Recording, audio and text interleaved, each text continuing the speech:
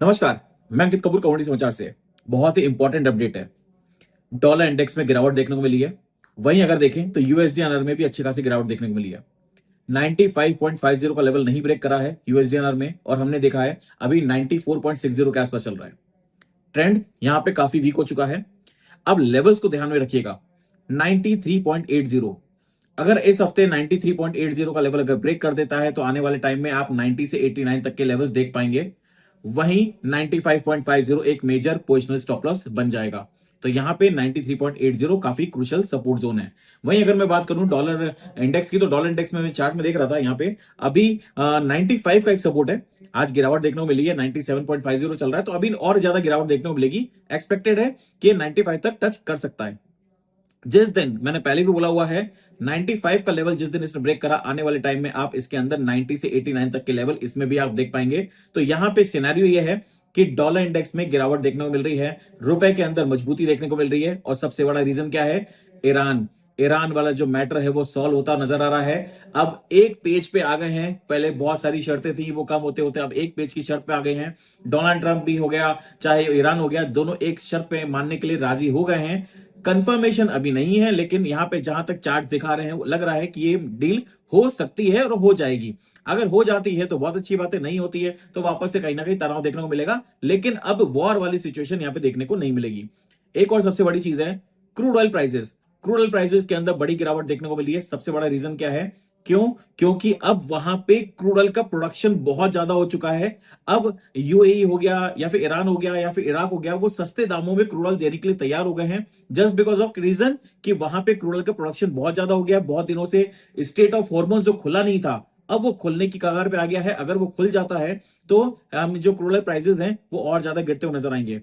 हमने पहले भी आपको बोला था $120 यहां पे मेजर रेजिस्टेंस है, 11,000 इंडियन मार्केट में रेजिस्टेंस है। जब तक उसको ब्रेक नहीं करेगा तब तक हम लोग खरीदारी करके काम नहीं करेंगे। और सबसे बड़ी चीज, आज ही सुबह सुबह न्यूज चैनल बोनस पे हमने क्लियरली बोला था कि 9400 का लेवल अगर ब्रेक करेगा तो नीचे में 8800 तक के टारगेट्स यहां पे आपको देखने को मिलेंगे, और हो सकता है अभी और गिरावट देखने को मिले तो 8500 तक भी लेवल्स यहां पे देखने को मिल सकते हैं। अब गोल्ड एंड सिल्वर में क्या लग रहा है? गोल्ड के अंदर अगर आप ध्यान देंगे तो गोल्ड में कल मैंने क्लियरली बोला था कि $4480 अगर ब्रेक करेगा तभी हम मंदी का रुझान करेंगे, लेकिन 4480 ब्रेक नहीं करा है, उसने वापस से पलटा है। $4660 का रेजिस्टेंस था, उसको ब्रेक करा है। अब यहां पे आने वाले टाइम में और तेजी आपको देखने को मिलेगी।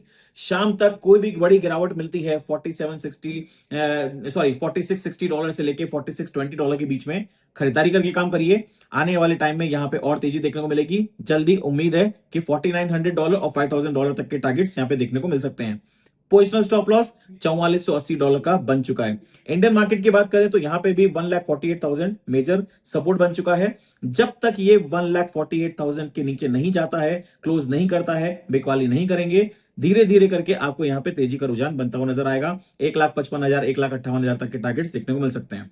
लेकिन एक चीज का ध्यान रखिएगा, कॉमेक्स गोल्ड में ज्यादा तेजी देखने को मिलेगी as compared to MCX gold. उसका सबसे बड़ा रीजन है रुपए के अंदर मजबूती। अभी तक हम रुपए के अंदर कमजोरी देख रहे थे, तो एमसीएक्स गोल्ड के अंदर इतना बड़ा मूवमेंट आपको देखने को नहीं मिला।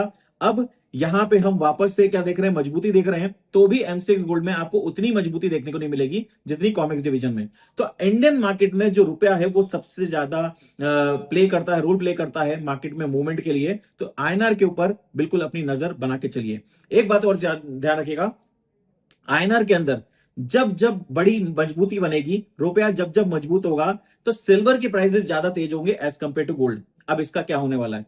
सिल्वर हमने कल इंट्राडे में बाय कराया।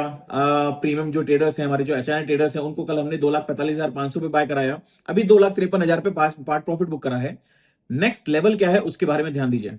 नेक्स्ट लेवल है 2,55,000। मैंने पहले भी बोला हुआ है, जिस दिन 2,55,000 का लेवल क्रॉस करा, इसके अंदर बड़ी तेजी आपको देखने को मिलेगी, और एक्सपेक्टेशन है कि आने वाले टाइम में ये 3 लाख के लेवल को भी क्रॉस करता हुआ नजर आएगा। इंटरनेशनल मार्केट में $77 है। $77 का लेवल का क्रॉस कर गया और क्लोजिंग अच्छे से दे गया, तो हम मान के चलिएगा कि $94 तक के द्वार खुल जाएंगे। तो यहां पे $70 अब यहां पे पोजिशनल स्टॉप लॉस सिल्वर का बन चुका है। कल आपको क्लियरली बोला था कि 70.80 ब्रेक करेगा तभी मंदी करेंगे, नहीं करा, और आज हम देख रहे हैं अच्छा खासा उछाल देखने को मिला है। वहीं अगर बात करें एम6 सिल्वर की, एम6 सिल्वर 2,55,000 का लेवल अगर ब्रेक कर देता है तो पोजिशनल 2,32,000 का स्टॉप लॉस हो जाएगा और आने वाले टाइम में 3 लाख प्लस तक के टारगेट्स यहां पे देखने को मिल सकते हैं। अगर मैं इंटरनेशनल मार्केट की बात करूं तो $94 तक के। अब सबसे बड़ा सवाल, निवेश करना है कि नहीं। 2,55,000 का लेवल ब्रेक करता है, अगर आप सराफा व्यापारी हैं तो भी निवेश करके चलिए। अगर आप नॉर्मल ट्रेडर हैं, आप इन्वेस्टमेंट करना चाहते हैं सिल्वर के अंदर, तो सिल्वर के अंदर इन्वेस्टमेंट आप करके चल सकते हैं। और मैं पहले भी बोल चुका था, गोल्ड एक ऐसी चीज है जहां पे आप निवेश करके चलते रहिए। कॉपर के अंदर बाय कल रिकमेंड करा था हमने, उसके बाद आज देखेंगे 1306 का लेवल क्रॉस कर चुका है। 1310 के ऊपर अगर क्लोजिंग आती है, 1310 के ऊपर अगर क्लोजिंग आती है तो आने वाले टाइम में 1390 से 1450 तक के टारगेट्स यहां पे देखने को मिलेंगे। कोई भी गिरावट मिलती है खरीदारी करके चलिए। यहां पे 1250 का स्टॉप लॉस मेजरली अगर देखा जाए तो 1250 है, 1250 का पोजिशनल स्टॉप लॉस यहां पे बन चुका है। बाकी अदर कमोडिटीज की बात करें तो जिंक में एक शार्प अपसाइड रैली यहां पे देखने को मिल रही है। अभी चल रहा है 248 249 के आसपास, लेकिन एल्यूमिनियम में हमको शार्प गिरावट देखने को मिली है। और एक वही बात, 380 का लेवल क्रॉस नहीं कर रहा है। जब तक 380 का लेवल क्रॉस नहीं करेगा तब तक यहाँ पे पोजिशनल बाइंग करके अभी फिलहाल नहीं चलना है। नीचे एक बार गिरावट आ जाने दीजिए अच्छे से, जब गिरावट आ जाएगी तब वहां पे बाइंग करने की सोच सकते हैं। लेकिन फिलहाल अगर मार्केट की बात करें तो एक रेंज में नहीं है। अब मार्केट के अंदर वॉलेटिलिटी अच्छी देखने को मिलेगी। जो मैंने आपको लेवल्स दिए उसको ध्यान से सुनिए, ध्यान से समझिए, उसके बाद ही ट्रेड करिए। ये मार्केट में मेरी कोई पोजीशन नहीं है, जो भी मैंने बात करी है सारी की सारी अनबायस्ड है।